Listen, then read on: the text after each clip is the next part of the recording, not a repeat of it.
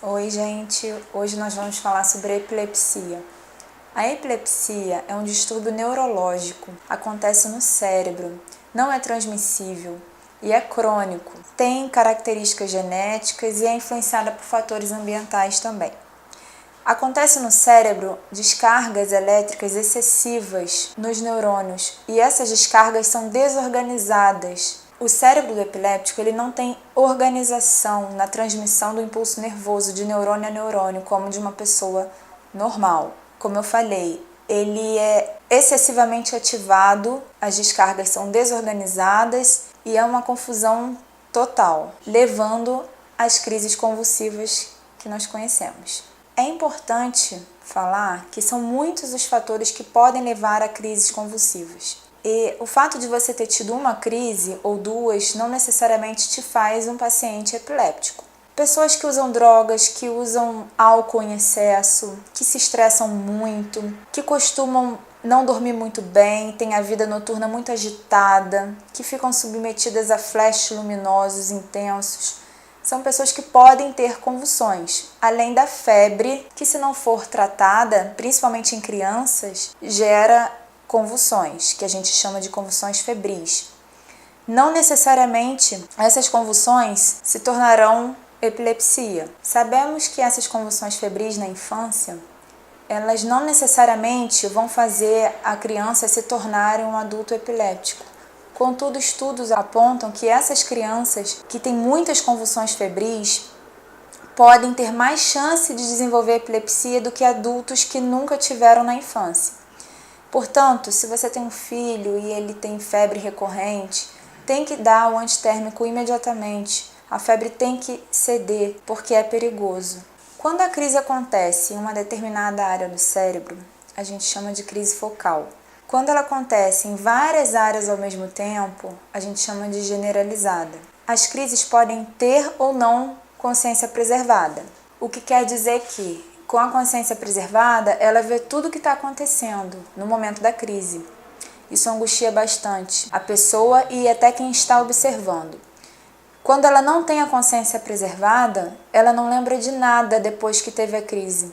Os outros é que contam para ela como foi. E uma mesma pessoa pode ter vários tipos de crises, tanto com consciência ou com perda da consciência. Quando ocorrem as crises, o cérebro interrompe temporariamente suas atividades e ocorre uma manifestação involuntária de algumas funções, no que diz respeito ao comportamento do indivíduo, da consciência, da sensibilidade e do controle motor. As manifestações, os sintomas das crises típicos ocorrem de acordo com o local do cérebro onde as descargas excessivas estão predominando. Por exemplo, quando ocorre na região frontal, as manifestações são psicomotoras, aquelas manifestações onde o indivíduo tem diversas contrações musculares e acontece no corpo inteiro.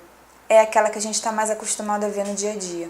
Quando ocorrem no lobo occipital, que fica atrás, as manifestações são predominantemente visuais, são distúrbios da visão durante as crises. As pessoas podem enxergar luzes, flashes luminosos, bolas luminosas, principalmente na metade do campo visual. Quando ocorre no lobo temporal, aqui na região da têmpora, ocorrem automatismos. O paciente perde a consciência, por exemplo, e pode sair andando sem rumo e retornar horas depois e como se nada tivesse acontecido. Quando ocorre no lobo parietal, entre o frontal e o temporal, o paciente pode ter distúrbios da sensibilidade, sensações estranhas, calor excessivo, dormência, formigamentos. O diagnóstico é feito com os sintomas que a pessoa apresenta, exame de imagem, uma tomografia ou ressonância magnética de crânio e o eletroencefalograma.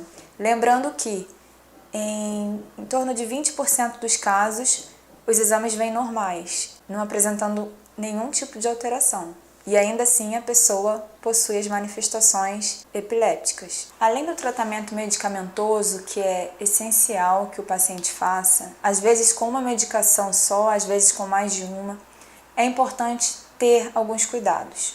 O paciente que tem epilepsia, ele tem que ter horário para dormir, horário para acordar, tem que ter uma boa noite de sono, tem que ter uma qualidade de vida boa, não pode estar submetido a pressão, estresse, nenhum tipo de ansiedade.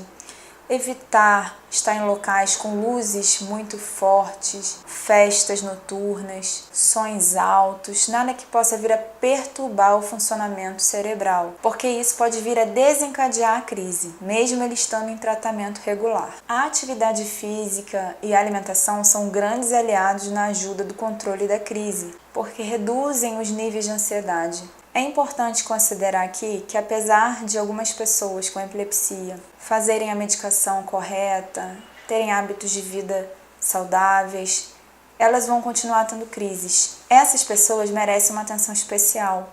É preciso investigar a possibilidade de alguma alteração no cérebro, presença de tumores, lesões, algum erro, algum defeito anatômico, e nesses casos a intervenção cirúrgica é imprescindível. Porque a partir do momento que o foco da crise for removido, a pessoa tende a se curar e ter uma vida normal. No próximo vídeo, nós vamos falar sobre os principais tipos de crises convulsivas. Fiquem de olho, se inscrevam no nosso canal, nós temos vídeos novos todas as quintas.